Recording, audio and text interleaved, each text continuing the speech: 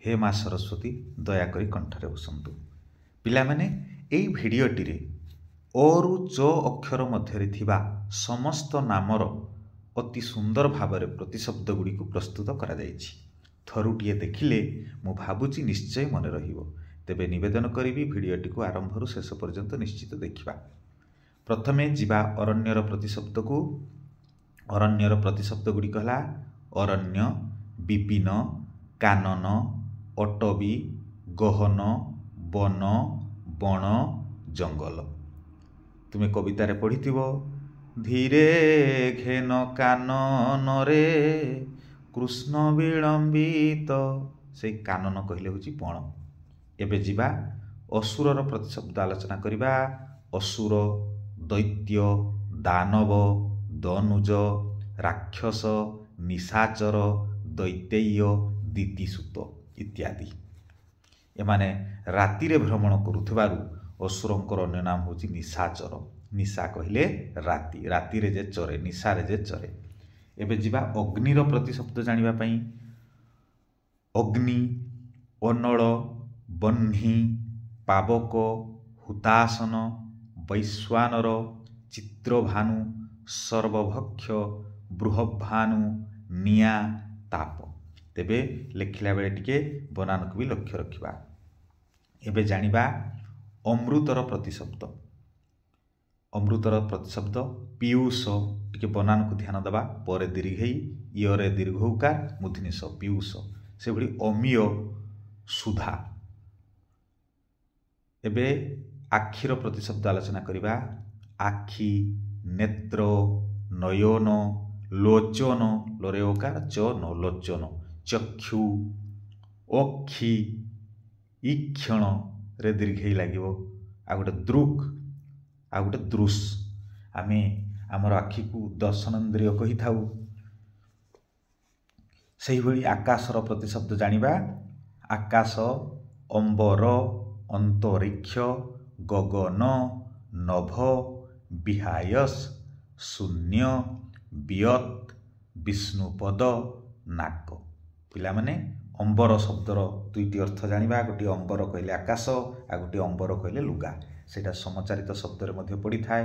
आ आमे जानिचु विहायस रे गमन करुथवार ताकू विहंग कुहा जाए। एणु विहायस कहले आकाश। सेहि भली कढ़र प्रतिशब्द जानिबा। कढ़, कळी, कळिका, कोरक, कोरे ओकार, रक, कोरक। सेहि भली मुकुल। एबे जानिबा कानर प्रतिशब्द। कान, कर्ण, श्रवण, श्रुति, श्रोत्र। तालबेसरे रफला तहिर अकार, तरे रफला त्र, श्रोत्र। आउ श्रुति समचारित अर्थ रे पड़ी थाए। श्रुति कहिले कान, आ गोटे श्रुति कहिले वेद। एबे जानिबा काउर प्रतिशब्द। काउ, काक, बायस, एकाक्ष, बलिभुक, परभृत, बलिपुष्ट। टिके बनान को ध्यान देवा लिखिला बेले जे बायस, एकाक्ष, बलिभुक। जेमिति बायस रे दंत स व्यवहार होउची, ठीक सेमिति। एबे जिबा कोइलीर प्रतिशब्द को जानिबा। कोइली करे ओकार, कोइली, कोकिल करे ओकार, परभृत, पिको, वनप्रिय, कलकंठ, बसंतदूत, परपुष्ट, ताम्राक्ष। पिला माने तो माने जानिच जे बसंत ऋतु आसिले कोइली कुहू कुहू तान करि थाए। एबे खळ कहले दुष्टर प्रतिशब्द जानिबा। खळ, कुटिल, दुष्ट, दुर्जन, कुजन। करे दीर्घ उकार, बरगेजन, कुजन कहले दुष्ट लोक। आ जदि करे हर्ष उकार लागि थांता कुजन, ताहले पक्षी मानकर राब बा शब्द को बुझाई थांता। ठीक सेमिति खळ जदि खरे ओकार लागि थांता ताको आवरण आमे कहि थांते। एबे जानिबा गणेशंकर प्रतिशब्द।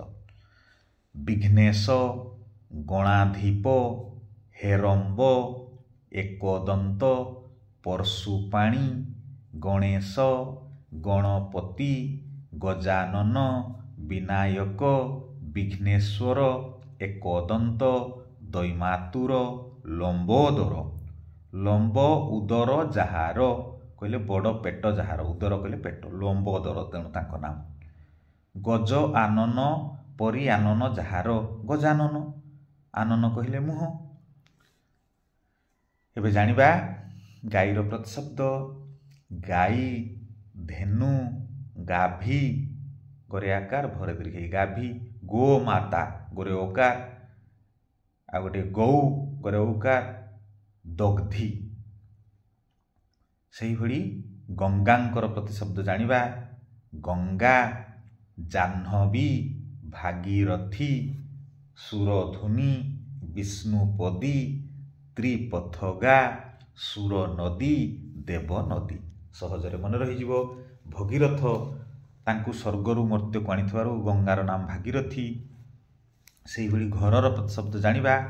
ଘର, ସଦନ, ଭବନ, ନିକେତନ, ଆଗାର, ଆଳୟ, ସଦ୍ମ, ନିଳୟ, ବେଶ୍ମ। ଯେମିତି ଆମେ ଲେଖିଥାଉ ବିଦ୍ୟା ଯୁକ୍ତ ଆଳୟ, ବିଦ୍ୟାଳୟ, ଆଳୟ କହିଲେ ଘର। ସେହିଭଳି ଘୋଡ଼ାର ପ୍ରତିଶବ୍ଦ ଜାଣିବା। ଘୋଡ଼ା, ଅଶ୍ୱ, ବାଜି, ଘୋଟକ ଘରେ ଓକାର, ତୁରଗ, ତୁରଙ୍ଗ, ତୁରଙ୍ଗମ, ହୟ। ଅତି ସହଜରେ ମନେ ରହିଯିବ ଯେ ତୁରଗ, ତୁରଙ୍ଗ, ତୁରଙ୍ଗମ। ଠିକ୍ ସେମିତି ଚାକରର ପ୍ରତିଶବ୍ଦ ଜାଣିବା। ଚାକର କହିଲେ ଭୃତ୍ୟ, ଅନୁଚର, କିଙ୍କର, ସେବକ, ଦାସ, ଆଜ୍ଞାବହ, ଯେ ଆଜ୍ଞା ବହନ କରେ ଆଜ୍ଞାବହ। ଠିକ୍ ସେମିତି ଚନ୍ଦ୍ରଙ୍କର ପ୍ରତିଶବ୍ଦ ଜାଣିବା।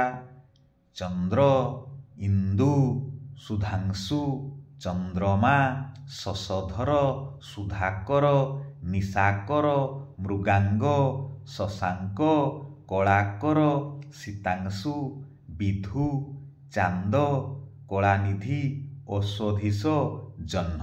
ମନେ ରଖିବା ପିଲାମାନେ। ଶଶ କହିଲେ ଠେକୁଆ, ଠେକୁଆକୁ ସିଏ ଧାରଣ କରିଥିବାର ତାଙ୍କର ନାମ ଶଶଧର। ନିଶାକୁ ଯେ କରେ ସିଏ ହେଉଛି ନିଶାକର, ନିଶା କହିଲେ ରାତି। ଆଉ ସୁଧାଂଶୁ, ସୁଧା କହିଲେ ଅମୃତ, ଅମୃତ ଭଳିଆ କିରଣ ଦେଉଥିବାରୁ ତାଙ୍କର ନାମ ସୁଧାଂଶୁ। ସେହିଭଳି ପାଣିର ପ୍ରତିଶବ୍ଦ ଜାଣିବା। ପାଣି, ଜଳ, ସଲିଳ, ଜୀବନ, ତୋୟ ତରେ ଓକାରିୟ, ଉଦକ, ନୀର, ବାରି, ଅମ୍ବୁ, ପୟ। ଜଳର ଅନ୍ୟ ନାମ ଜୀବନ ଆମେ ଜାଣିଛେ।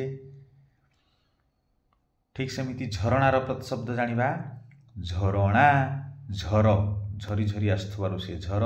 ନିର୍ଝର, ନିର୍ଝରିଣୀ, ପ୍ରସ୍ରବଣ, ସ୍ରବ, ଉତ୍ସ। ଆମେ ଜାଣିଛେ ପିଲାମାନେ